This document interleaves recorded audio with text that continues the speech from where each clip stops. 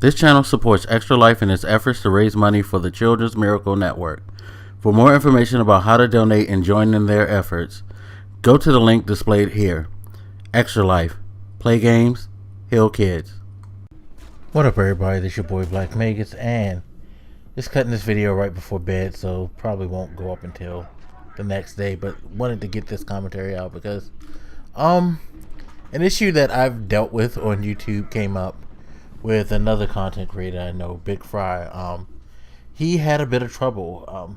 Now, any of you who look at my channel and know BigFry, you know that he does a lot of game reviews, overviews. He looks into a lot of early access or alphas for PC gaming, things like that. He comments a lot on the games that he sees, what he thinks about them, how he feels, you know. And he can be brutal. He can be brutally honest with them. Some people don't like that. Even if I don't agree with him, I understand why he does what he does. That's his style. That is, how he feels, and he has a right to his opinion, and I respect that. Unfortunately, however, a lot of people don't know how to respect other people's opinion. Even if I hated his opinion, I wouldn't want to react the way that some people do, especially in the case that he dealt with. This was a very childish and petty act. So he did a couple of videos, I believe it was one in particular that caused the drama about this game, and I forget the name. I actually don't want to say the name of the game or the company anyway, because to me that would just be giving them attention. But I will link his video about it in the description so you guys can see what it's all about. I'm not going to go into the serious details about it. All you need to know is that because his video started gaining steam and getting a lot of attention,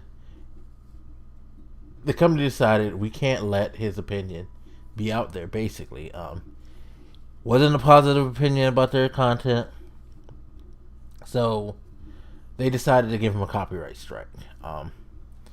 They claimed that he was doing all sorts of things that pretty much he wasn't doing, but anybody who's been on YouTube long enough and who's received a strike or gotten copyright claims or anything like that, you know how the system goes. It's so easy for someone to claim your content or to claim that your content is in violation, and they get that approved. Few months back, you guys might remember, sometime early this year or late last year, remember my channel got taken down due to someone who got upset that they were trying to troll me in my Twitch chat. So I trolled them back, and basically what they did was they went and checked a couple of my videos, all Walking Dead reviews, and said that I had offensive material and all types of stuff on those videos. Things that had nothing to do with the video. Racist remarks, all types of things they were saying I was doing. And within an hour of them making the claim, YouTube shut my channel down. All they had to do was make 3 claims. Boom. My channel's suspended, and I can no longer make a YouTube channel under my email address. That simple. Within an hour, people, all they had to do was make 3 fucking claims. It was gone. They got my Twitch channel banned. All they had to do was say I was posting porn. Again, within the hour of this whole conversation going down in my Twitch chat, all that's gone. So easy. And I'm pretty sure the strike went down the same way for Fry. Why is that? Why is it so easy for content creators to get hit? Why is it so easy for another company to claim, hey, that 2 seconds of your video, that's my material. I get the royalties. I get the revenue from the ads on that. Boom. Okay, you got it. What? Pause. And what's worse is when you're trying to fight it, it takes a couple of days for your claim to get approved. Because what happens is YouTube actually now has to go into action and actually check and see if there actually was a violation.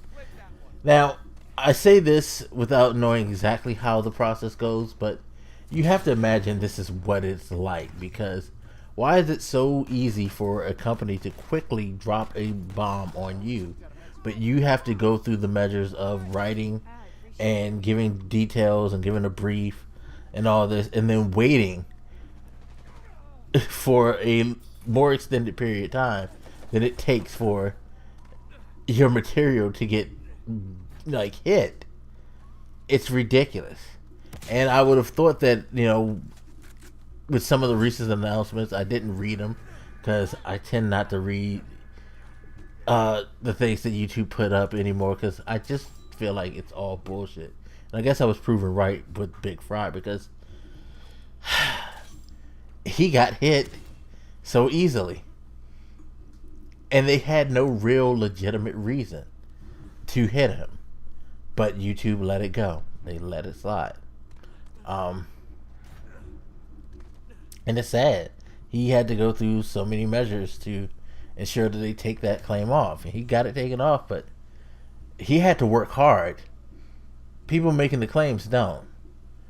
And it's just this system of guilty until proven innocent, to be quite honest, that YouTube has established for content creators. I understand there are a lot of people out there who will take other people's material, but even if they are doing something like that, or if they're doing something, say putting up pornographic material, doing something that's can be considered harassment of a company, or some, whatever the case, shouldn't it be your job to actually investigate these claims? To, if someone claims that a video is theirs and claims a portion of their video, shouldn't you find out what video that they got that from that's yours? Go to the video that they claim is the same, look at that and match up the two portions to see if it's true. Shouldn't they look at your video to see if it's offensive or if it's derogatory? Shouldn't you check all of this?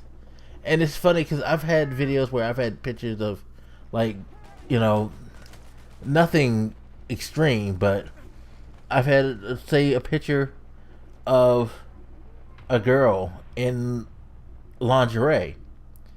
I would think that that would be something that you could have like tagged easily and maybe make a long but still wrong accusal on, because there's no nudity. It's not pornographic. But at least you could make the claim that, well, maybe you can say her being in lingerie is suggestive. Again, totally false claim, but I would have sat well with that being the thing. Not saying that I wasn't going to fight it, but I would have kind of understood YouTube's quick reaction to just seeing that thumbnail, as opposed to, hey, Walking Dead episode about Andrea dying. That's offensive. What? Huh? But this is how YouTube goes, and it's sad.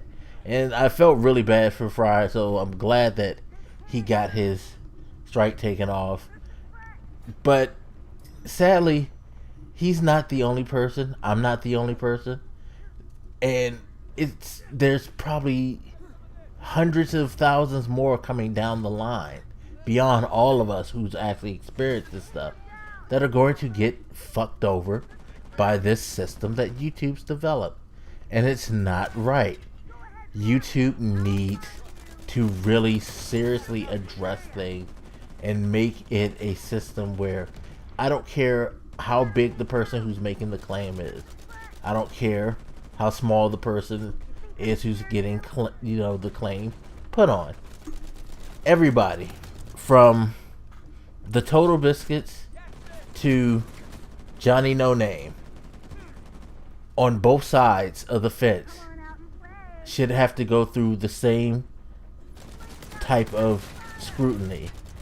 There should be a system in place that works similar to, I would say, how the justice system is supposed to work, where you're innocent until proven guilty. You know, just imagine if we were back in the days. I mean, granted, there's still things that are flawed with the judiciary system, but the one thing that they got right is the idea of innocent until proven guilty, which means at least you have to stand trial.